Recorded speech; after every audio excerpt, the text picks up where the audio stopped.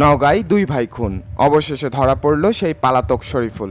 বাংলাদেশকে নিরাপদ রাখতে আইন শৃঙ্খলা বাহিনীর নিরবচ্ছিন্ন অভিযানের অংশ হিসাবে র‍্যাব-5 এবার চাঞ্চল্যকর হত্যাকাণ্ডের মূল অভিযুক্তকে গ্রেফতার করেছে। আপনি দেখছেন জিবিসি বাংলা, সত্য ও ন্যায়ের পথে। নওগাঁ জেলার নিয়ামতপুর থানার একই সাথে দুই ভাইকে নৃশংসভাবে হত্যার ঘটনায় দায়েরকৃত মামলার অন্যতম এজাহার নামীয় আসামি মোহাম্মদ শরীফুল ইসলাম অবশেষে র‍্যাবের জালে।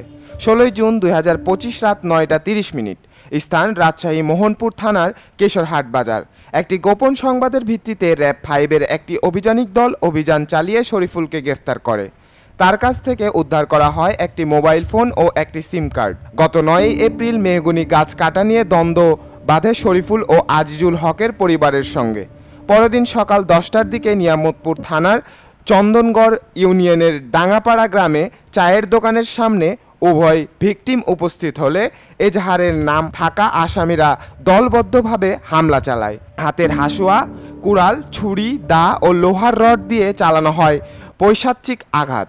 ঘটনাস্থলে প্রাণ হারান শরীফুল ইসলাম, আর রাজশাহী মেডিকেল কলেজ হাসপাতালে চিকিৎসাধীন অবস্থায় মারা যান আজিজুল হক। এমন বর্বর হত্যাকাণ্ডে এলাকা জুড়ে তৈরি হয় তীব্র চাঞ্চল্য। প্রিন্ট ও ইলেকট্রিক্স মিডিয়া ব্যাপকভাবে উঠে আসে এই খবরে। মামলায় মোট 61 জন এজাহার নামীয় ও আরও 10-15 জন অজ্ঞাতনামা আসামিকে অভিযুক্ত করা হয়।